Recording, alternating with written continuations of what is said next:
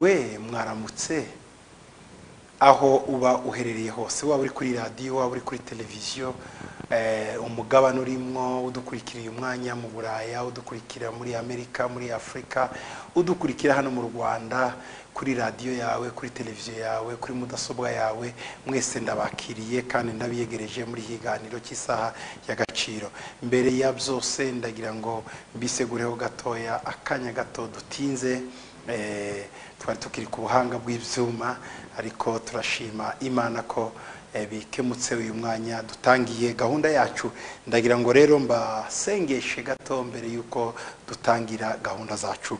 Naho uri hose ifate mu mwanya wo gusenga, cyangwa se witware nk'umuntu ugiye gusenga, fatanye nawe gusenga. Uwiteka Mana, ndagushima, ndaguhimbaza, ndagushyira hejuru kugira neza. Ni wowe Mana yonyine dufite kandi ni wowe mwami w'ubugingo bwacu. Ndaje muri isaha y'agaciro, nzanye mwene data mushiki wanje uwicaye kuri televiziyo muri uyu mwanya unkurikira. Ndagira ngo ibyo ndi buganire nawe bimwubake, bimugirire akamaro mu rugo rwe, mu muryango we. Ndizera Yesu ko iyi saha n'ikiganiro tugiye gukora ari cyawe. Utugiriye neza kandi dukomeze mu izina rya Yesu, amen. Bene data bari kuri televiziyo Authentique, ndagira ngo muri uyu mwanya mbabwire ibiza gukurikiraho. Ngiye kuganiraho namwe ijambo ry'Imana rigufi. Nyuma yo kuganira ijambo ry'Imana, ndaza kugirana ikiganiro cyihariye n'umukozi w'Imana, ni Professeur Dr Zaka. Tuza kuganira nawe ku bijyanye na kaminuza yacu, Université du Royaume Authentique. Iyo ni université twamaze gushiraho kandi turaza kuganira nawe mukanya birambuye. Ariko mbere yuko tuvuga, nza guha umwanya umushyitsi wacu tuganira nawe, ndagira ngo mbaze gatoya nsome namwe ijambo ry'Imana kandi mbonero kubasengera mwe mwakurikiye ikiganiro cy'isaha y'agaciro. Reka dusome mu gitabo cya Yobu. Yobu ni ibice 22 ku murongo wa 21, yego tugeze ku murongo wa 28. Voilà. Bibiliya iravuga ngo noneho iyuzuze nayo ubona amahoro, ubwo nibwo ibyiza bizakuzaho. Ndakwinginze wemera amategeko ava mu kanwa kayo, n'amagambo yayo uyashire mu mutima wawe. Nugarukira ishobora byose, ugashyira gukiranirwa kure y'urugo rwawe, uzakomera. Ute ubutunzi bwawe mu mukungugu, n'izahabu ya Ofiri uyite mu mabuye yo mu masumo, maze ishobora byose izakubera umutunzi n'ifeza y'igiciro cyinshi. Nibwo uzishimira ishobora byose, ukerekeza amaso yawe ku Mana. Uzayisaba nayo izakumvira, kandi uzahigura imihigo yawe. 28.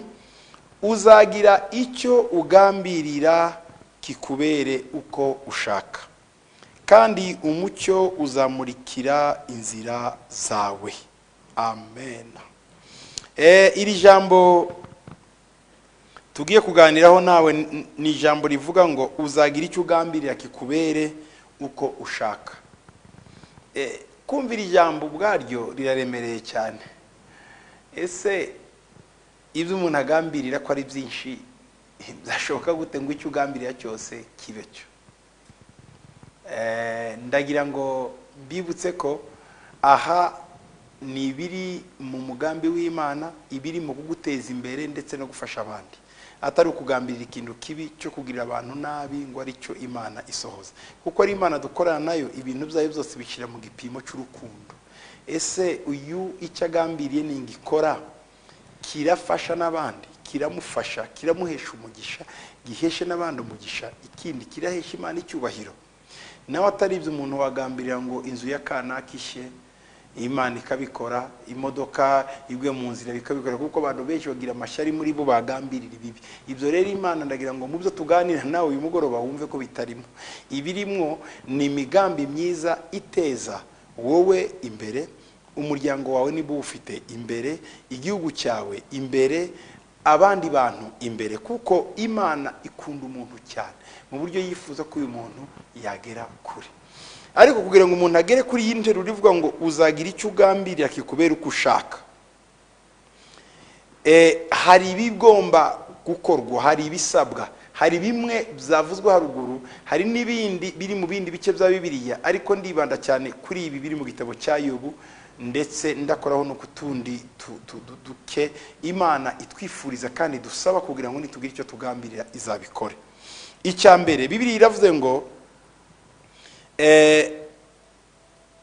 iyuzuze nayo ubona amahoro. Abantu bashobora kubana ariko bafitanye ibibazo. Icyo gihe iyo ubana n'umuntu mudafitanye ubwumvikane mubura amahoro. Umugore wawe, umugabo wawe, abana bawe, urugo rwawe. Iyo umuntu wawe mutumvikana mu by'ukuri mubura amahoro. N'Imana nayo niko imeze n'abantu. Iyo udafitanye ubusabane n'Imana ntugira amahoro. Hari abantu benshi babayeho mu buzima butagira amahoro kubera ko batiyunze n'Imana. Ese mwene data, inzira urimo, ibikorwa urimo, ibintu urimo, nibikwemerera kwiyunga n'Imana? Nako nibikwemerera kugirana ubusabane n'Imana? Nibikwemerera kugendana n'Imana? Niba atari byo, iyunge nayo, kuko haracyari amahirwe. Nta muntu wavutse ari kondane ngo azapfiriyo. Nta muntu wavutse ari kondane ngo azabiyo. Oya, Bibiliya iravuga ngo wiyunge n'Imana ugira amahoro. Imana mu mugambi w'Imana nuko hatagira umuntu n'umurimbuka ngo apfe agwe mu byaha. Imana igihe cyose irifuza ko umuntu yakwiyunga nayo bakagirana amahoro nayo. Kaba ngusaba rero ngo urebe mu nzira zawe za buri munsi, mu bikorwa byawe bya buri munsi, ese ufitanye ubusabane n'Imana? Ese wiyunze n'Imana? Ese uravugana n'Imana cyangwa ntuvugana n'Imana? Ndagusaba ngo ibyo rwose ubashe kubitekerezaho, ubuzima usigaranye bwo kubaho ugira amahoro, ubugire ufite amahoro. Imyaka usigaranye yo kubaho uyigire ufite amahoro, wiyunge n'Imana. Kuko niwiyunga n'Imana uzagira amahoro.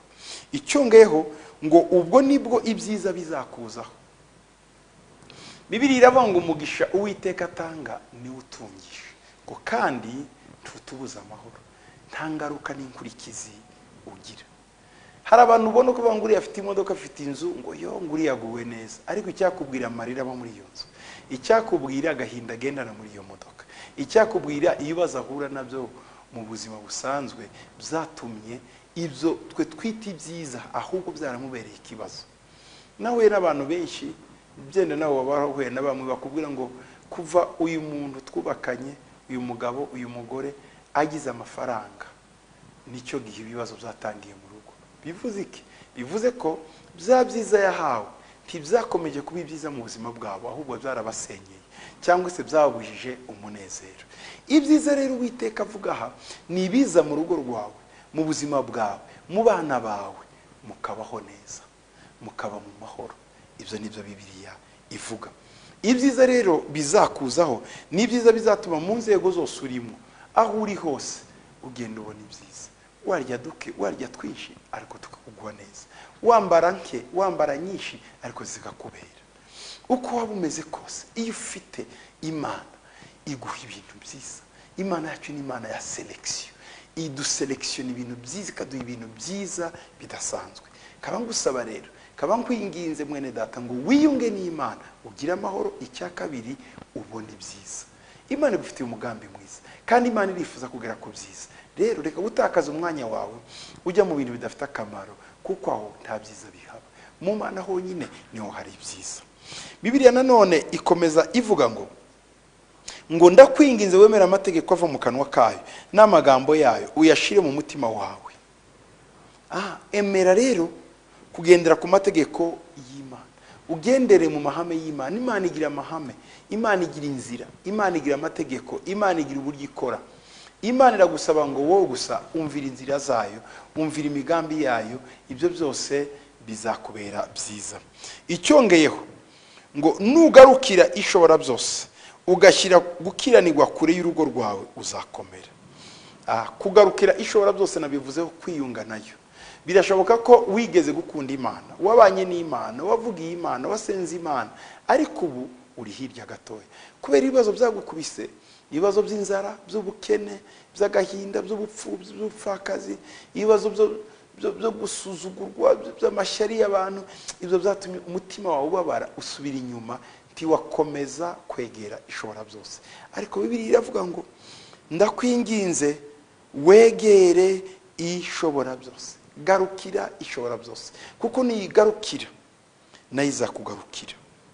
Ngo kandi ukure gukiranirwa mu rugo rwawe, cyangwa se mu mutima wawe, cyangwa se mu kazi kawe. Gukiranirwa nubikura mu rugo rwawe, ukabikura mu kazi kawe, ukabikura ahantu ariho hose ubona Imana yaguhayemo umugisha, ukagenda ukuramo gukiranirwa, utunyanga, utuntu duto utuntu twatundi kutunyanga tuba mu maproje, tuba mu buzima, tuba mu utuntu nakwita navuga utuntu tw'uburiganya, tw'uburyarya, tujya twose ukagenda udukuramo gukiranirwa, ukabikura mu buzima bwawe no mu rugo rwawe, ngo uzakomera. Gukomera nasanze muze kuri atari kugira amafaranga menshi. Hari igihe tubitekereza ngo yarakomeye, afite amafaranga, cyangwa se atari kugira titre ikomeye ngo uriya ni atari afite titre ikomeye, ni umudeje, ni umudirecteur, ni umu apotre, ni umubishop, ni umuki. Ibyo bititre biremereye byose abantu bakibeshya ngo niko gukomera. Cyangwa se kubuvuka mu muryango hatari ukomeye cyane, uyu muryango ni hatari kabisa, urakomeye, bariya barakomeye, barazwi. Ibyo byose, ibyo twita twe gukomera, si by'Imana ita gukomera. Gukomera ni ugukura gukiranirwa mu rugo rwawe. Gukomera ni ugukura uburiganya mu kanwa kawe, ni ugukura amanyanga mu buzima bwawe. Uko niko gukomera. Yewe nubwo abantu bakureba bakakusuzugura ngo gendi, ariko ubukomeye kubarusha. Kubera iki? Ngo umukiranutsi ngo ashira amanga nk'intare, ngo ariko umukiranirwa umunyabyaha ngo yiruka ntawe umwirukanye. Ni ukuvuga ngo rero iyo ukomeye ni igihe udafite ikintu kigucira urubanza ku mutima. Iyo wamaze kwiyunga n'Imana, iyo wamaze kwiyunga n'Imana, nubwo abantu bagushinja, nubwo abantu bakubeshyera, nubwo abantu bakuvuga, ariko wowe n'Imana yawe warikiranuye, komera, humura, kuko Imana yacu iratangaje. Hari abantu benshi bavuga ngo uriya muntu ni umunyabyaha, uriya muntu akora ibi. Birashoboka, ariko ntuzi aho yahuriye n'Imana ye, ntuzi umunsi yiyunze n'Imana ye, ntuzi umunsi Imana yongeye kumurestora, ntuzi umunsi Imana yamusubije mu imbaraga ze. Rero bene data, ndagusaba ngo wowe gusa wegere Imana yawe, wiyunge nayo, uzakomera. Ntakizagutera ubwoba kandi ntakizagutinyisha. Imana ishimwe cyane. Hari ikindi kintu gitangaje, Bibiliya yavuze ngo ute ubutunzi bwawe mu mukungugu, n'izahabu yawe ya Ofire uyite mu mabuye yo mu masungu. Ngoma zishobora byose izakubera umutunzi, kandi izakubera ifeza y'igiciro cyinshi. Iri jambo rivuga ngo ute ubutunzi bwawe mu mukungugu, bivuze iki? Iyo bavuga ngo umuntu ari mu mukungugu, bavuga ngo uriya muntu ari mu gitaka rwose, ari mu isayo, bavuga ngo uriya muntu nta gaciro afite. Biravuga ngo rero bya bintu wirukaga inyuma y'amafaranga byabika ibisuzugure, use nawe bidafite agaciro, kuko ufite agaciro n'umwe ni Imana. Wikwirirwa wiruka inyuma y'ubutunzi, reka kwiruka inyuma y'amafaranga, uriganya, ukora ibyaha, ubeshya, ugira gute ngo niho ubaho. Yego, gushaka amafaranga si bibi, gushaka amafaranga mu nzira nziza ni by'Imana idusaba, ariko n'ayo mafaranga nanone nubwo butunzi nimara kububona, nimara kubwakira, nimara kububwanje, umva nkubwire, ntiwumve ko ari cyo wivuze. Ufite icyo avuze n'ukurimo ni Yesu Kristo, nawe ibindi bifata nk'umukungugu. Intumwa Paul yarabivuze, aravuga ngo ngiye maze kumumenya, maze kumubona, ngo ibyari indamu yanjye ngo nayibonye ko ari igihombo, narabisuzuguye bigiranye n'amase, ngo kubwo ubumenyi butagira akagero nabonye muri Kristo Yesu. Iyo ufite Kristo Yesu, icyitwa ubutunzi bwawe, icyari ubutunzi bwawe, icyo wita ubutunzi byose urabisuzugura. okay, ubonye amafaranga safa, utayabonye safa. Paul yaravuze ngo nzi kuba mu bisaga, nzi no kuba muri bikeye. Ntupanike ngo amafaranga yabuze, nanone kandi ntupanike ngo mfite amafaranga menshi. No.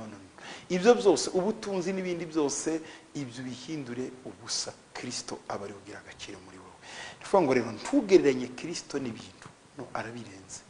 Ntugereranye Kristo n'amafaranga, arayarenze. Ntugereranye Kristo n'umugore, aramurenze. Ntugereranye Kristo n'umugabo, aramurenze. Ntugereranye Kristo na diplome, arayirenze. Ntugereranye Kristo n'ubwenge, araburenze. Ibintu byose bisuke mu mukungugu, ngo ubishire mu ivumbi, ubishire hasi. Ntibiba ari ibintu wowe utekereza ngo ni ibintu bikomeye cyane. No. Bibiliya iratubwira ngo ibyo ubifate nk'umukungugu, ngo icyo gihe ngo Uwiteka azakubera umutunzi. Niwemera guheba ibyawe, Imana izaba iyawe. Yaravuze ngo urinda ubugingo bw'azabubura, ngo ariko ureka ubugingo bw'azaburonka. Yesu arakubwira uyu mugoroba ngo reka kwiri guhangayitse cyane ngo ndafaranga ufite, reka kwiri uhangayitse cyane wiruka inyuma y'ibintu bidafite akamaro. None nubigira nutabigira, tuza muri wowe. Kristo ni umutunzi wawe. Ibyari indamu yawe, ibintu wumvaga bikomeye, bihindura ubusa imbere yawe. Kristo arakubera umutunzi. Ishobora byose irakubera amarongo. Nanone Bibiliya iravuga ngo icyo gihe, ngo nicyo gihe uzishimira mu ishobora byose, ngo kandi ngo nugira icyo ugambirira kizakubera uko ushaka. Ni niyunga n'Imana, kagarukira Uwiteka. Iby'isi nkabibona nk'indamu, ibintu bidafite akamaro. Ibyari indamu yanjye nkabibona ko ari ibintu by'igihombo. Ngo icyo gihe ngo Uwiteka azakubera umutunzi. Icyo ngo icyo uzagambirira cyose kizakubera uko ushaka. Ngiye kugusengera muri uyu mwanya, ngiye gufata nawe akanya gato ngushira mu maboko y'Imana. Ariko mbere yo gusenga ndagira ngo wibaze, koko ubwiyunge bwawe n'Imana burahari? Ese koko ibintu by'isi ntibigifasha umutima wawe cyane bikawuremereza mu buryo Imana itakigiramo umwanya? Ese koko imbere y'Imana urakomeye? Ushobora kujya imbere y'Imana uvuga ngo Mana njye nawe umutima wanjye urawuzi? Cyangwa ufite ipfunwe ryo kwegera Imana, ufite isoni? Umuririmbyi yararirimbye ngo nta soni ifite, ngo uretse iz'ibyaha byanjye. Niba ufite ibyaha mu mutima wawe, niba ufite ipfunwe mu mutima wawe, kwegera Imana ngiye kugufasha kuyegera, ngiye kugufasha mu isengesho uko Imana uvugana nayo. Reka dufate aka kanya gatoya nawe dusengane. Wakire Yesu. Numara kwakira Yesu nk'umwami n'umukiza wawe, ndaza kugusengera kugira ngo Imana iguhe icyo umutima wawe wifuza, icyo gambiriye cyose. Dusengane nawe. Subiramo vuga ngo Mwami Yesu, ndi umunyabyaha, mbabarira, ndihanye ibyaha byanjye, ndaje kwiyunga nawe, umbere umwami n'umukiza w'ubugingo bwanjye. Mbabarira ibyaha nakoze, mbigambiriye cyangwa ntabigambiriye.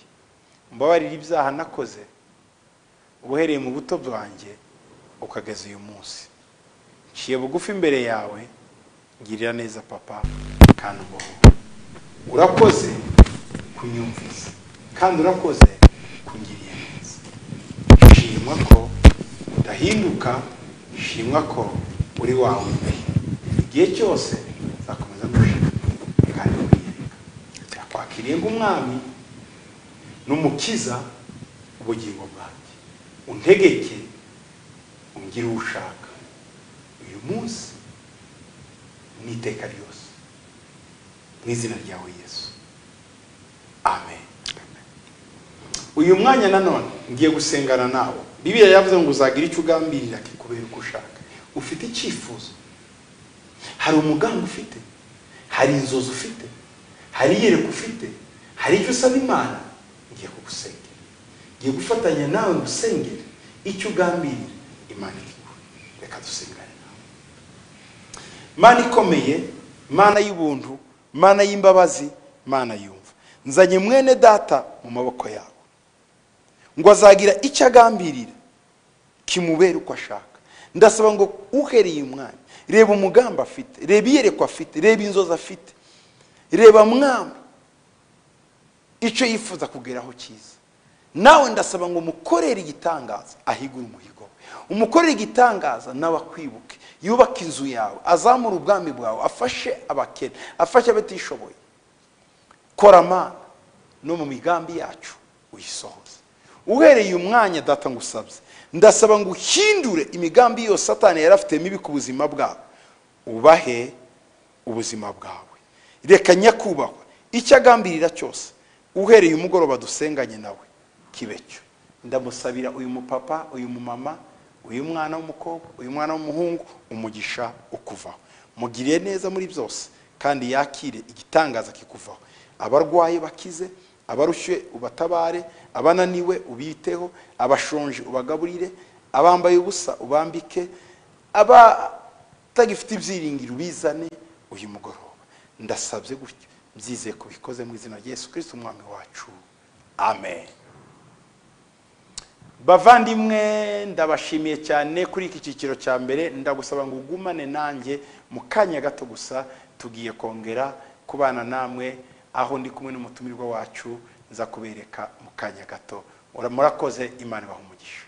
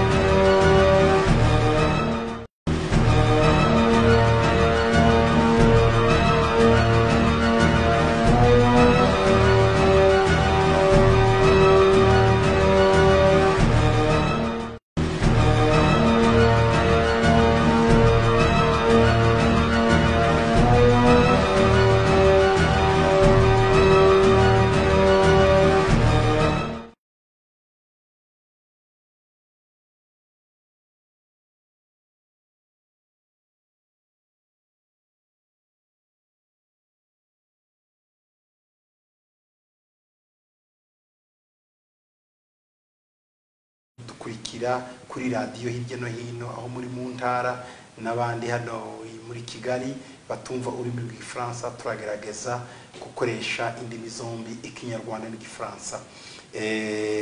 Nizere ko dutaramana namwe tibagore. Ubu ndi kumwe n'umukozi w'Imana cyangwa se professeur wa université yacu, niwe nza kumubereka mu kanya gatoya. Reka mubereke gatoya. Je vais vous présenter le professeur Dr Jimmy Zaka. C'est notre recteur de l'université Aku, Authentic Kingdom University. Et c'est mon plaisir de recevoir le professeur Zaka dans notre studio. Bonsoir professeur. Bonsoir apôtre docteur. Gloire à Dieu. Amen. Et je vais vous introduire devant les gens qui nous suivent à la télévision, même à la radio. Et j'aimerais à ce que vous vous présentez un peu pour que l'auditoire puisse connaître qui vous êtes. Ndagira ngo musabe abibwire gatoya abadukurikira kuri radio na télévision. Professeur Jimmy Zaka. Merci beaucoup apôtre docteur. Avant de commencer, avant de me présenter, je voudrais d'abord vous remercier de m'avoir invité sur le plateau de la télévision authentique. murakoze cyane intumwa Dr Paul Gitwaza kuba mwantumiye hano mu kiganiro cya televiziyo yacu na radio authentique. Je m'appelle Jimmy Zaka. Nitwa Jimmy Zaka. Je suis docteur en théologie. Uyu ni umudoktere muri théologie muri Yobokamana. J'ai professeur de Nouveau Testament. Cyane cyane yigisha no mu professeur cyangwa no mwigisha mu isezerano rishya. Et aussi diplômé en anthropologie culturelle. Ndetse akaba afite n'indi mpamyabushobozi y'ibijyanye na anthropologie iby'imico. J'ai enseigné pendant très longtemps en France. Yigishije mu Bufaransa kenshi. Mais j'ai remarqué qu'il y avait un défi en Afrique. Ariko nzakugira ikibazo kuko nabonye hari ibiduhiga muri Afrika nubwo nari mu Bufaransa. C'est pourquoi j'ai accepté de venir au Rwanda. Icyo nicyo cyatumye nza mu Rwanda. À cause de mon épouse. Kubera umudamu wanje. Et le Seigneur a voulu que je sois aujourd'hui responsable de Authentic Kingdom University. Umudamu wanje akaba ari umunyarwandakazi nubwo njyewe ntari umunyarwanda kandi noneho Imana ingiriya neza kuba nigisha cyangwa se nyoboye iyi université twita AKU. Mais je n'oublie pas aussi de dire que je suis de nationalité rwandaise par alliance. Ndagira ngo nanone mbibutse ko kubera umugore wanjye naje kugirirwa ubuntu mpabwa ubwenegihugu bw'u Rwanda. D'origine centrafricaine. Ariko nkaba nkomoka muri République Centrafricaine. Alors je suis ici pour présenter Authentic Kingdom University. Ndi hano kugira ngo mbagezeho iyi kaminuza yitwa kaminuza y'ubwami cyangwa se Authentic Kingdom University AKU. Authentic Kingdom University. Iyi Authentic Kingdom University cyangwa se kaminuza ya AKU est une jeune institution universitaire yego ni université ikitangira qui a vu jour il y a à peine 2 ans. Igize imyaka ibiri itangiye grâce à la vision de World Ministries Authentic. Biciye muri ministeri ya ijambo ry'ukuri Authentic World Ministry qui est sous la supervision grâce à la vision de l'apôtre Dr Gitwaza. Byaciye mwirekwa njyewe Paul Gitwaza nagize by'uyu murimo. Mais cette institution déjà a discerné des diplômes à des étudiants il y a à peine 1 mois.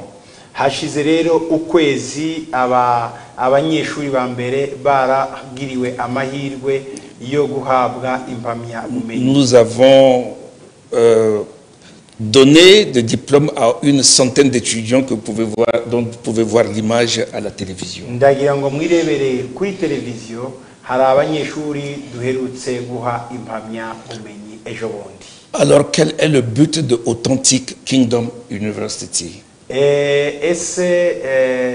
Intego ya Université Authentique ni iyi. En leadership, on dit toujours que un bon leader vaut mieux que 1000 mauvais disciples. Baravuga mu buyobozi bakavuga ko umuyobozi umwe mwiza aruta bigishwa igihumbi babi.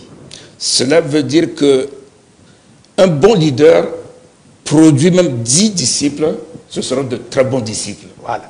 Umuyobozi mwiza rero ashobora kutubyarira abayobozi 10 beza cyane bakora imirimo itanga. Mais un mauvais leader qui produit 1000 disciples, c'est la société qui est bouleversée. Ariko umuyobozi yabaye mu birero akatubyarira abana igihumbi bagira karandeze baba bateje société kiba. C'est pourquoi il est indispensable dans une société d'avoir de bons leaders. Niyo mpamvu ari ibyangombwa cyane muri buri société kugira abayobozi beza. Et de bons leaders chrétiens. Kandi noneho abayobozi beza baba Kristo. Pour cela, il faut former de très bons leaders chrétiens. Aho rero birasaba ko tugomba gutegura abayobozi beza baba Kristo. C'est dans cette vision Ni muri iryo yerekwa rero que World Ministries Authentic a voulu mettre en place cette université. Nicyo cyatumye Authentic World Ministry cyangwa Ministère de la Parole Authentique yadushiriyeho iyi kaminuza. Non seulement pour former ses propres pasteurs, mais pour former tous les pasteurs de la communauté chrétienne au Rwanda et ailleurs. atari ukugira gusa ngo ibashe gushyiraho abapasiteri bayo yonyine, ahubwo abapasiteri bose bo mu Rwanda ndetse n'ahandi hanze hose bashobora gukurikira iri shuri bikazabagirira akamaro. La formation théologique n'est pas uniquement pour devenir pasteur aussi. Ikindi abantu tugomba kumenya, kuba umuntu yarize theologie si ukugira gusa ngo n'aba theologie ahita aba pasiteri gusa, oya. Même un simple chrétien doit venir apprendre la parole de Dieu dans une institution théologique. Izo ntibisaba ngo ari umupasiteri gusa wiga theologie, oya, ndetse n'umukristo usanzwe ashobora nawe kuyiga. Un laïc, un simple chrétien doit s'inscrire et apprendre la théologie. Ni ukuvuga ngo rero n'umukristo usanzwe nawe yakagombye mu by'ukuri kwiga theologie kugira ngo abashe yewe n'ibyo bamwigisha amenye ko ari iby'ukuri. Alors, comme nous avons déjà gradué la première promotion, nous sommes maintenant à la deuxième promotion. Hari abambere rero bahawe impamya bumenyi, ubu uyu n'umwaka wa kabiri rero twatangiye n'umwaka wa kabiri. Authentic Kingdom University a cette année un programme à 4 niveaux. Authentic Kingdom University cyangwa se icyo twita AKU ifite ibyiciro bine. Et il y a le premier niveau qui est le niveau de certificate. Hari icyiciro cya mbere bita ngo ni cy'icyemezo cyo hasi bita certificat. Ce niveau nous a permis de penser à tout le monde. Icyo cya certificat cyangwa se cy'icyemezo cyo hasi twatekereje abantu bose. Que tu sois un simple chrétien, waba uri umukristo usanzwe, même si tu ne sais pas parler ni français ni anglais, yewe utazi n'icyongereza utazi n'igifaransa, mais tu as envie d'apprendre la Bible, ariko ushaka kwiga Bibiliya, tu veux mieux comprendre la Bible, umenye Bibiliya, tu peux t'inscrire au niveau de certificat. ushobora kuza muri universite yacu ukigishwa tukaguha certificat yampamya bumenyi icyacyemezo ko wize. C'est pourquoi nous appelons ce certificat certificat d'études supérieures en théologie. Iyo certificat rero yitwa certificat y'amashuri yisumbuye ya théologie. Et à la fin de cette formation, lorsque tu vas sortir, sois sûr que tu auras une très bonne connaissance de la parole de Dieu. Iyo usohotse rero urangije uwo mwaka wa cyangwa icyo gihembwe cya certificat, uvamo ufite nibura iby'ingenzi mu ijambo ry'Imana. Le deuxième niveau, icyiciro cya kabiri, c'est le niveau de diplôme en études théologiques. Niveau ya kabiri niyo twita diplôme cyangwa se icyemezo cya diplôme muri yobokamana, muri théologie. Nous avons mis ce niveau à cause de ceux qui ont uniquement fait l'école secondaire. Iyo rero abantu gusa bize amashuri ya secondaire bashobora kwiga muri icyo cyiciro. Cela peut venir à Authentic Kingdom University pour s'inscrire. Umuntu ufite niveau ya secondaire ashobora kuza akiga muri diplôme. Et ici, le niveau est un peu plus supérieur que le niveau de certificate. Aha rero umuntu aba yisumbuyeho gato mu bwenge no mu bitekerezo gusumba uwo muri certificat. Ils ont 12 matières à apprendre au cours de l'année. Bafite navuga ibitabo binini 12 biga umwaka wose cyangwa se inyigisho 12 ziko nyinshi. Mais à ce niveau, il y a deux options, il y a deux choix. Aho rero iri muri diploma haba hari inzira ebyiri wahitamwe iyo ukomezamo cyangwa se iyo ureka. Tu peux apprendre et obtenir le diplôme en ministère pastoral, ou tu peux apprendre et obtenir un diplôme en théologie. Aho rero harimo iyo ugeze muri diploma uhita ujya haba hari imiyoboro ibiri. Umuyoboro ujya mu kuba umupasiteri ukaziga ibya gipastori cyangwa se ukaziga théologie. Théologie ari ryo yobokamana. Si vous voulez mieux comprendre, je vous explique un peu. Le diplôme en ministère pastoral, reka mbasobanurire neza rero bivuze iki diplôme mu byitwa igipasitori, pourrait aider les pasteurs qui n'ont pas eu de grand diplôme dans leur ministère. ifasha rero abapasiteri batabashe kurangiza teologi cyangwa amashuri yabo asanzwe, twe turabafasha iki gihe tukabazamura bakagira ubwenge bugeze mu cyiciro cyo hejuru. Parce que toutes les matières qu'ils vont apprendre est accentuée sur le ministère pastoral. Ibyo baziga byose rero ni ibintu baziga bibere kuko umuntu akora umurimo wa gipasitori. La deuxième option, c'est l'option théologique. Icya kabiri ni théologie. Ici, dans cette option théologique, vous apprenez les langues bibliques, c'est-à-dire le grec et l'hébreu. Aha rero biga diplôme bakajya mu cyo bita théologie, hari ibindi byiyongeraho, biga indimi zanditswe muri Bibiliya, Ikigiriki n'Igiheburayo. Et là, vous avez un peu plus de matière parce que vous allez faire une étude approfondie de la théologie. Aho rero bituma musesengura cyane iyobokamana ariyo théologie, mukiga cyane mukurikije muri za ndimi Bibiliya yandikiwemo, Igiheburayo n'Ikigiriki. Le troisième niveau maintenant, c'est la licence. Icyiciro cya gatatu ni licence cyangwa se degree. Les meilleurs qui sont en ministère pastoral au niveau des diplômes peuvent s'inscrire maintenant à la licence du ministère pastoral. Barya bafashe cyangwa se bakoze neza muri diploma rero, abo nibo bagirirwa amahirwe yo kuzamuka bakinjira muri licence ijyanye n'iyobokamana ariko bijyanye mu gipasitori. Et ceux qui sont aussi en théologie, les meilleurs peuvent maintenant s'inscrire en licence en théologie.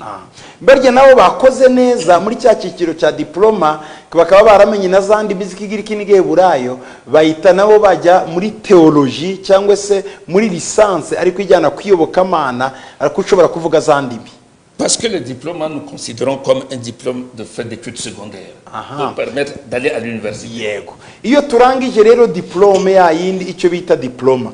Iyo umuntu yacikije n'amashuri ya secondaire ariko ukiga ya diploma, twiyo urangije duhita tukubona ko ufite ubushobozi bwo kujya muri licence rero cyangwa se degree tukaguha ayo mahirwe. Et maintenant, au niveau de la licence, vous pouvez vous préparer en ministère pastoral ou en théologie. Okay. Noneho muri licence, iyo ufite licence cyangwa se degree, ushobora noneho kuyikorera degree yawe, licence yawe ukayishira mu iyobokamana bijyanye n'igishumba uko waba pasteri, cyangwa se iyobokamana bijyanye na théologie uko wasesengura Bibiliya ukoresheje zandimi z'Ikigiriki n'Igiheburayo. Et cela pourrait vous permettre de continuer vos études théologiques là où vous voulez. Aho rero iyo urangize iyi licence tukubwiye, isi yose wajyamo wakomerezamo amashuri yawe ya théologie ahandi hose. Mais cette année, nous avons mis en place le master en ministère pastoral. Hari ikindi twebwe rero noneho twabakoreye muri uyu mwaka kiriho nacyo, nicyo twita master cyangwa maîtrise master mu bijyanye n'igipasitori. Et à ce programme de master, il y a 3 options. Muri ya master cyangwa se muri maîtrise, icyo ni icyiciro noneho cyakangaye cya kane. Dufite icyiciro cya certificat, cya diploma, cya licence, noneho cya master.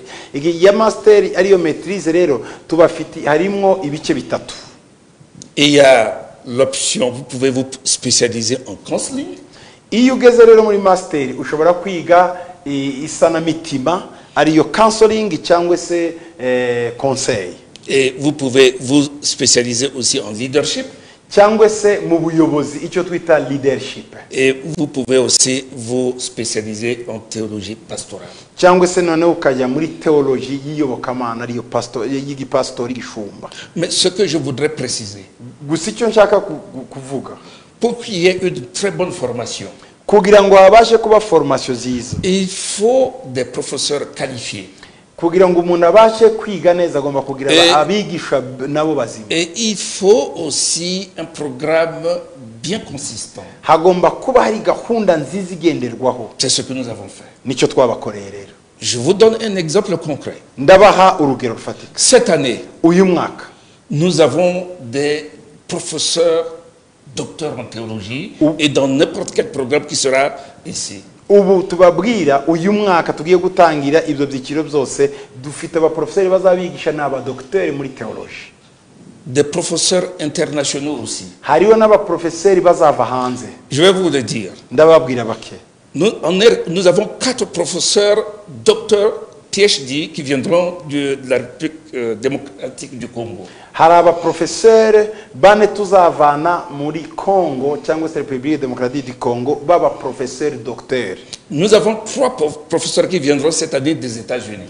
Dufite abaprofeseri batatu b'abadocteurs bazava muri États-Unis. Les 3 sont des docteurs. Abo n'abadocteurs. Nous avons ici au Rwanda Dufite hano mu Rwanda 5 professeurs qui sont des docteurs, dufite abaprofeseri batanu b'abadocteurs. y compris Eh. docteur Gitwaza. Ngo harimo na Gitwaza Il na va Zaka. nous apprendre la théologie fondamentale. Nge nzabigisha icyo bita teologie y'umwimerere fondamentale. Donc au total, je peux vous dire que nous avons 9 docteurs cette année qui vont enseigner à Authentic Kingdom University. Ndagira ngo mbabwire ko tuzaba dufite abaprofeseri 9 b'abadocteurs bazigisha muri aku. Nous avons 4 professeurs qui ont obtenu leur master. Dufite abaprofeseri 4 bo muri master. C'est pour vous dire que Ni ukubabwira ngo Authentic Kingdom University ne va pas s'amuser à donner des petits cours yego. pour former des pasteurs, mais des cours consistants, Aku. de haut niveau. Aku ntabwo izabaha gusa utuntu two kubabeshya nono ni ukubaha ubumenyi bufatika. Et c'est pour cela que je voudrais vous dire ici que au niveau de certificate, Mu cyiciro cya certificat il y a 10 cours obligatoires à suivre avec des crédits. hari amakuru 10 ugomba gukurikira cyangwa se ibyigwa 10 ewe udaciye iruhande. Au niveau de diplôme, Muri diplôme il y a 12 cours obligatoires à suivre avec des crédits. hari amasomo 12 ugomba gukurikirana mu byiciro. Au niveau de la licence, il y a 20 cours obligatoires à suivre avec des crédits. Muri licence rero ugomba gukurikira amakuru 20 afite n'ibyiciro byayo utagomba guhusha ugomba kwiga. Au niveau de la licence, à la fin, il y a une petite soutenance de mémoire. Muri licence cyangwa se degree wiye kurangira harega igitabo wandika gishigikira ibyo wize. Il en est de même au niveau de master. No muri master cyangwa se maîtrise cyangwa ubwo rwego rw'undi rwo hejuru. Il y a une vingtaine de cours obligatoires à suivre avec un certain nombre de crédits consistants. Hari amakuru 20 umuntu yiga ndetse harimo n'ibindi byiciro byihishemo aho ngaho birimo umuntu akurikira kandi ushiraho umwete. Et au niveau de master, comme je venais de vous le dire, il y a des spécialisations, il y a des professeurs spécialisés dans chaque domaine de counseling, de leadership et de ministère pastoral qui viendront pour suivre les étudiants qui vont s'inscrire au niveau de master. Abantu rero bazaba bakurikiranye bya byiciro bitatu twavuze biri muri master harimo ibijyanye n'ubushumba, ubuyobozi ndetse na teology. Hari abaprofeseri b'abadocteur nibo bazakurikirana buri kuru yose bayigisha kandi bakurikira ko mwabifashe neza. Je n'oublierai pas de vous dire aussi que Authentic Kingdom University et en ce moment cherche maintenant à être en partenariat avec certaines universités américaines, congolaises, africaines. Ikindi nabibutsa cy'ingenzi nuko aku ari Authentic Kingdom University ubu kwirakorana cyangwa se iri mu mishikirano na université zo muri Amerika, muri Afrika ndetse no muri Congo mu buryo tugomba gufatanya kugira ngo ibyo mwize bihabwe agaciro ku isi yose. Alors je crois avoir présenté ACU. Vous avez une très bonne connaissance de ACU maintenant. Si vous voulez vous inscrire, allez à Authentic Kingdom University. C'est vers Kichikiro. Même si vous arrivez à Zion Temple, on va vous diriger et l'inscription est libre. Mais la rentrée, c'est en septembre. Donc n'oubliez pas, déjà nous avons de nombreuses inscriptions et nous pensons même fermer la porte. Mais venez vite, je vous en prie. Arabivuze neza aravuze ngo umva rero tuzatangira ubu mu kwa 9 abantu benshi barimo bariyandikisha niwe usigaye nutinda gato tuzafunga imiryango kuko abantu batangiye kuba benshi. Ushobora kudusanga hano Kicukiro ahahoze yitwa Saint Patrick cyangwa se iruhande rwa kiliziya y'abakatolika iraho hari n'akarimbi aho iruhande ni munsi yaho cyangwa se waca kuri Zion Temple ukababwira. hari na telefone bari buze baza kuguha ushobora kudukurikirana kuri radio ugatelefona cyangwa se kuri televiziyo bakaguha imirongo ya telefone ushobora kwandikira kugira ngo ubashe kwiyandikisha. Nos 20 professeurs, parce qu'en ce moment nous avons 20 professeurs, il y a, comme je venais de vous le dire, il y a 11 docteurs en théologie et nous avons 4 en master et nous avons 5 à peu près pour le niveau de la licence. Alors, nos 20 professeurs vous attendent pour que nous puissions démarrer l'année académique. Dufite ba professeurs makumyabiri 11 n'aba professeurs baba docteurs abandi 11 sont des docteurs, oui, et puis le master c'est 5. Batanu nibo bafite master cyangwa maîtrise et le reste ce sont les professeurs qui ont un niveau de licence qui enseignent au niveau de certificat. Abandi muri bo bazigisha muri certificat na diplôme. Donc vous voyez que nous avons des professeurs qualifiés qui vous attendent. Murumva ko dufite aba professeurs bemewe buzuye babategereje. Et avec un programme consistant. Ndetse n'inyigisho nzima kandi ziteguwe neza. Et vous devez comprendre que celui qui vous parle a une expérience d'enseignement. Mwibuke ko urimo bavugisha no professeur Zaka afite inararibonye cyane mu kwigisha. Et c'est pour cela que par la grâce de Dieu, le président de l'université m'a fait appel pour venir donner un vrai coup de main à Authentic Kingdom University. Ibyo ababwira nuko twamutumije ngewe namutumije nka Paul Gitwaza ngwaze atuyobore kubera inararibonye afite. Je vous remercie. Apôtre, si vous avez des questions à me poser, vous pouvez les poser et je pourrai répondre à nos auditeurs ou à nos téléspectateurs qui nous regardent. Bati niba hari bibazo namubaza ariko akagira na bandi bavyumviraho. J'aimerais juste avoir des photos et un peu de vidéos. Est-ce que vous pouvez nous donner un peu de photos et de vidéos pour voir ce qui était passé cette année, je pense, cette année, lorsque nous avons eu notre graduation. Reka muducishirizeho amafoto turebe n'amavideo y'ibyakiriyeho. Nous ne sommes pas capables de trouver des mots justes pour vous dire merci. Amagambo akwiriye twavuga tubashima ntayo dufite uyu mwanya. Mais la faculté a pensé à quelque chose. Ariko ikigo cyacu hari icyo cyatekereje. Haguruka turabakiriye. Distinguished invited guests from different nations of Africa.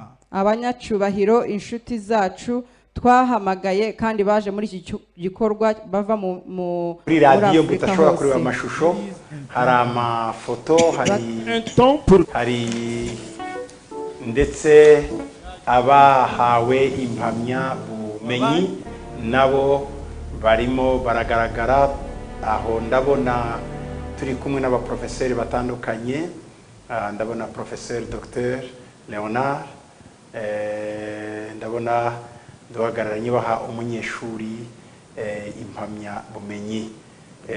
Ayo nama foto ndagira ngo mutwereke amafoto y'abanyeshuri bose bahagaze aho bari niba hariyo mwamufite ya rusange yabo. Okay, turabona hariya abo n'abanyeshuri bari barangije uyu mwaka. Abatarimo babireba kuri radio ariko mumvisha amatwi, hari abanyeshuri basaga 100 baherutse guhabwa impamya bumenyi ejo bundi mu kwezi kwa karindwi. Turabishimiramo Imana kw'Imana yabanye natwe kandi Imana yatugiriye neza. Murakoze cyane. Merci professeur Zaka. Nous avons juste une question parce que notre temps nous échappe un peu. Alors, les frais d'inscription, professeur, est-ce que c'est beaucoup minerval? Parce que les gens se demandent, j'aimerais aussi étudier à la cour, mais le montant, l'argent. Deuxième question, est-ce qu'il y a les gens qui nous suivent par vidéo, online, en ligne?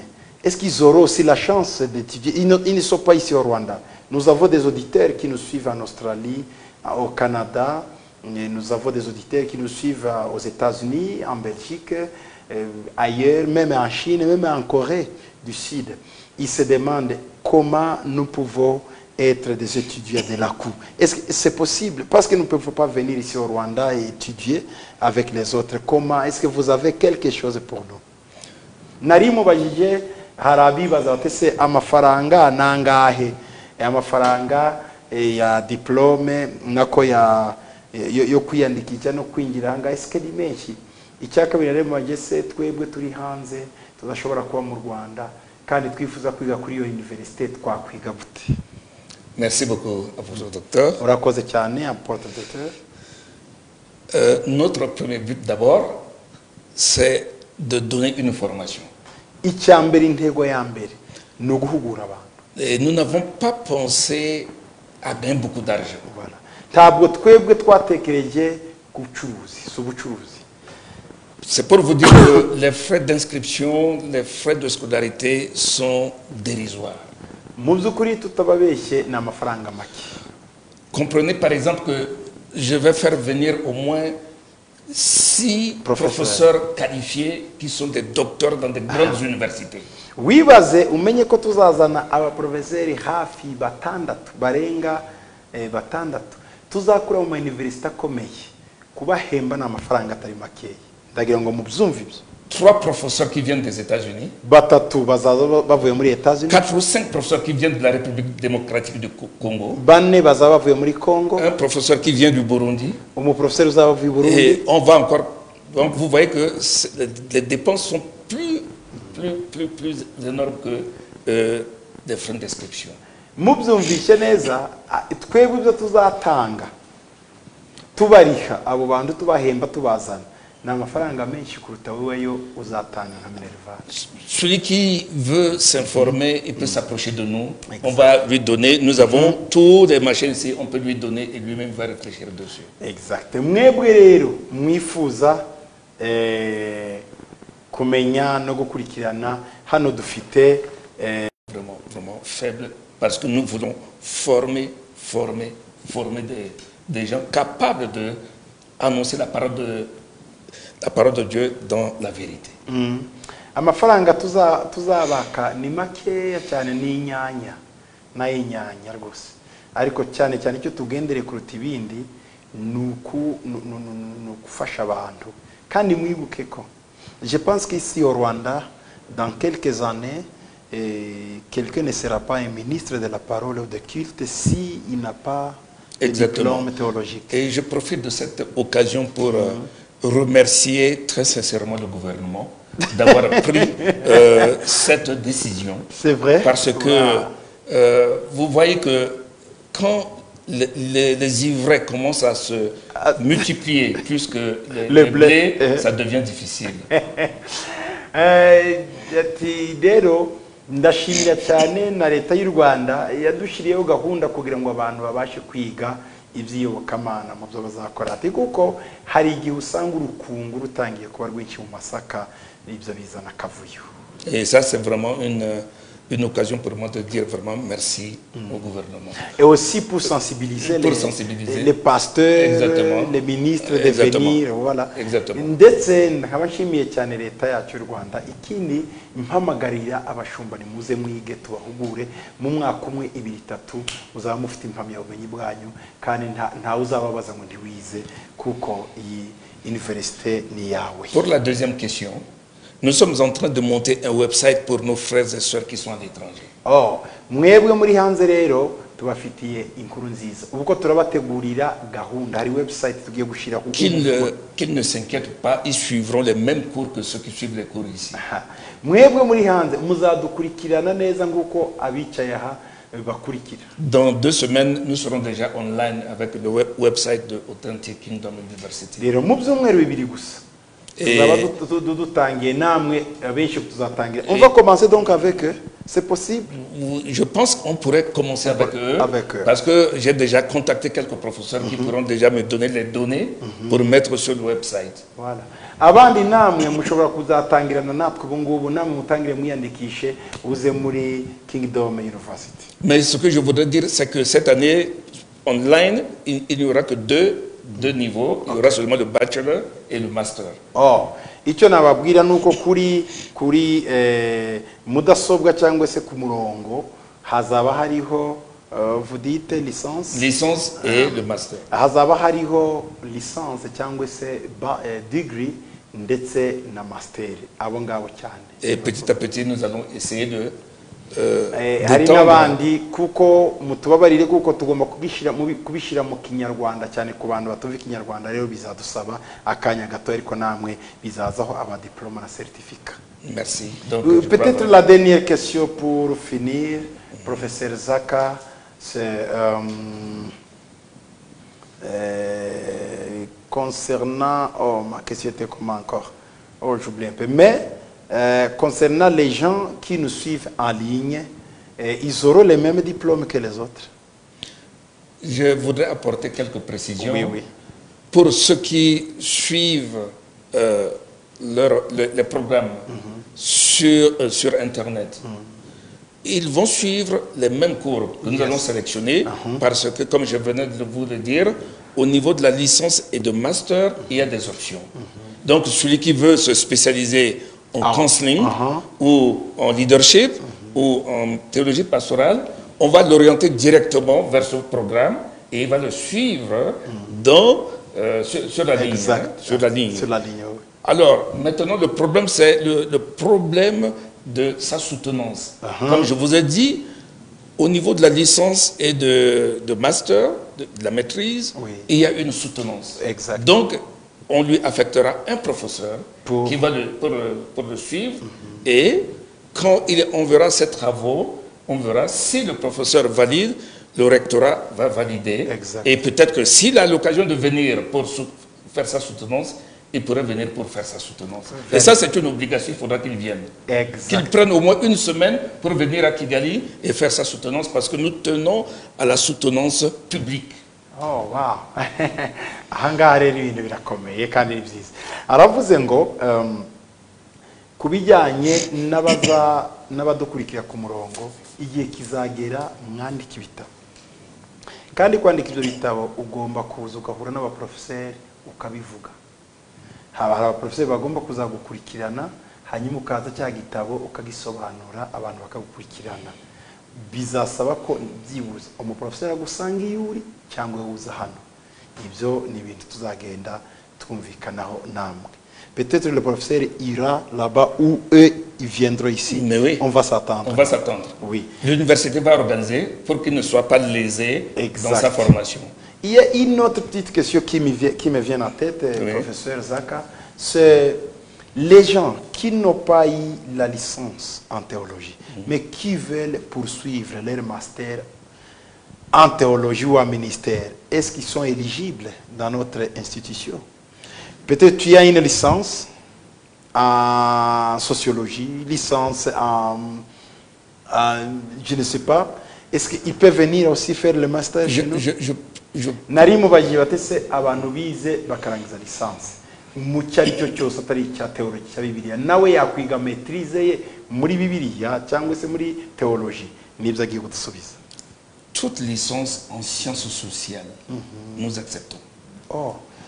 Ama licence yose y'ibyo bita sciences sociales barabyemera. Quelles sont les sciences sociales, par exemple? Mais par exemple, la sociologie, sociologie, quelque chose qui est lié à l'anthropologie, psychologie, toutes les matières qui composent les sciences sociales. Économie, non?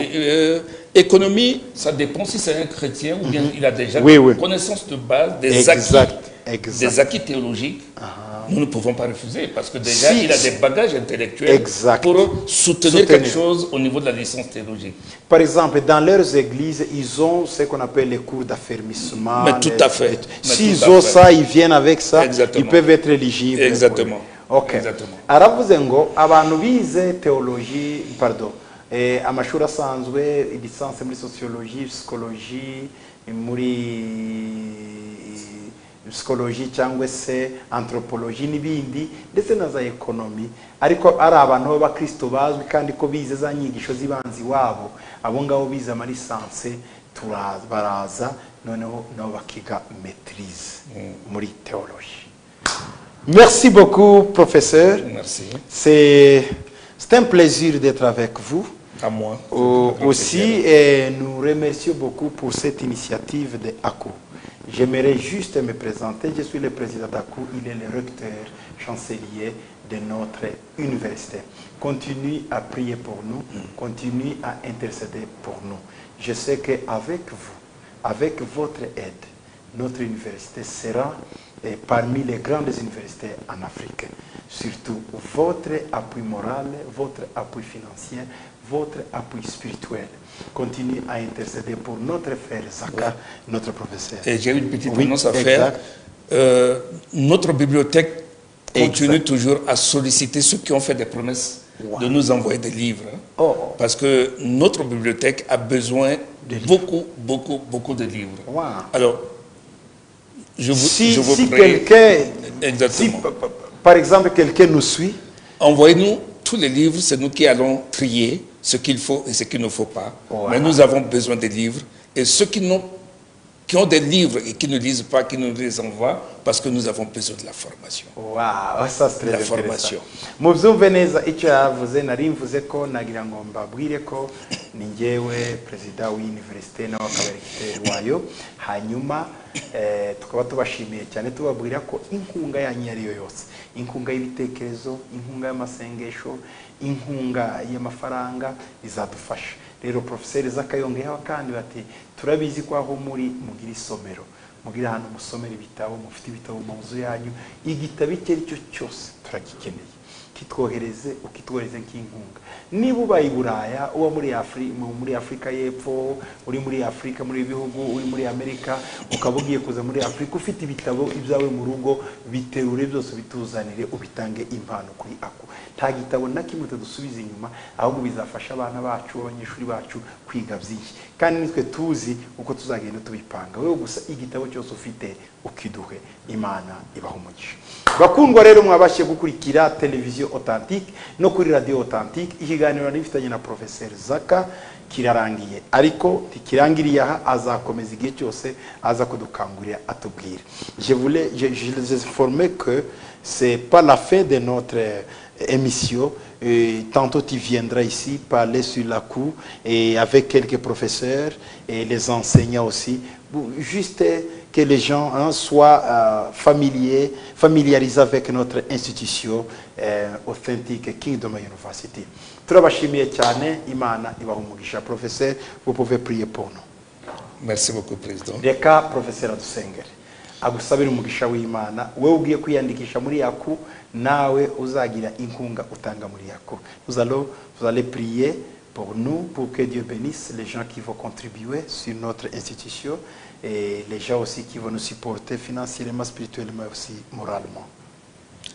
Dieu notre Père, Data Dieu Tout-Puissant, uri Imana ishobora byose, Père de notre Seigneur et Sauveur Jésus-Christ. ise w'umwami wacu Yesu Kristo n'umucunguzi wacu, Toi, notre Dieu, qui a créé les cieux et la terre, wewe waremye isi n'ijuru, c'est à toi que nous nous adressons ce soir. ni wowe tuganiriza muri mugoroba. Merci de nous avoir donné cette occasion. Urakoze ko duhaye uyu mwanya, Merci d'avoir donné cette vision à ton serviteur, Dr Paul Guittoise. urakoze ko umukozi wawe Paul Gitwaza wamuhaye iyereko. Seigneur, voilà maintenant, l'université est là. Urakoze ko kaminuza irahari, Tu l'as plantée. wayishizeho, Et il t'appartient maintenant de la faire croître. kandi ni wowe ugomba kuyizamura rero. Tu nous as donné la sagesse d'expliquer ce que c'est que ACU. Wewe waduhaye ubwenge bwo kuvuga icyo ACU isobanuye. Mais nous te remettons, Seigneur, le reste pour que tu puisses bénir, arroser, pour que ACU puisse croître. Ibyo tudashoboye twebwe turabikweretse kugira ngo bivomere amazi, Mais- hanyuma ACU izamuka. Mais déjà, Seigneur, Rero Mana, nous voulons te remettre tout ce que tu as préparé pour soutenir cette institution. abantu bose biteguye wateguje gufasha Que ce soit une femme, iyi kaminuza, yaba umugore, que ce soit un homme, yaba umugabo, que ce soit un jeune, yaba umuhungu, ici au Rwanda, hano mu Rwanda, ailleurs, hanze, en Amérique, muri Amerika, en Asie, muri Aziya, en Europe, mu Buraya, en Afrique. muri Afurika. Seigneur, Mwami, nous te prions turagusaba de les toucher, ubakoreho, de leur donner les moyens, ubahe uburyo, de les bénir, ubahe umugisha, avant même qu'ils ne puissent, Seigneur, soutenir cette institution. mbere yuko n'uyu murimo bawufasha. Nous voulons aussi te remettre, Seigneur, le gouvernement de ce pays turakwereka leta y'iki gihugu qui nous a donné cette occasion de mettre cette institution en place. yatufashije ikatwemerera ko iyi university ihaba Bénis ce pays. iki gihugu giha umugisha Bénis aussi les étudiants qui viendront apprendre dans cette institution. ndetse n'abanyeshuri bazava kure baje kwigira Bénis les professeurs ubehe abaprofeseri qui ont accepté de venir, Seigneur, baje mwami pour dispenser, pour parler, pour enseigner ta parole. baje kwigisha ijambo ryawe Bénis, Seigneur, ton serviteur, uzabaha umugisha le président de notre université. nanjye mwami umukuru w'université Donne-lui encore la vision umuhe iyerekwa afin que nous puissions créer d'autres facultés kugira ngo tubashe gushiraho ndetse n'andi dans mashuri cette institution. muri uyu murimo Quant à moi, Seigneur, nawe recteur wacu je ne peux que me remettre entre tes mains. nawe yishize mu maboko yawe Car je sais que sans toi, je ne peux rien faire. atari kumwe nawe ntacyo Je yakora compte sur toi. niwe wareba Mon staff et moi-même, Seigneur, n'abo bakorana bose nous comptons sur toi. niwe tureba Que ton nom soit loué izina ryawe et rishimwe glorifié kandi au nom précieux de ton Fils mu izina rya Jésus-Christ. Yesu Kristo umwami Amen. wacu. Amen. Amen. Amen. Merci professeur Zaka. Merci. C'était un plaisir d'être avec vous ce Mais à soir. moi de grand plaisir d'avoir profité de cette On occasion. peut le dire bye bye. Bye bye. Que Dieu vous bénisse tous. Imana ibahe umugisha.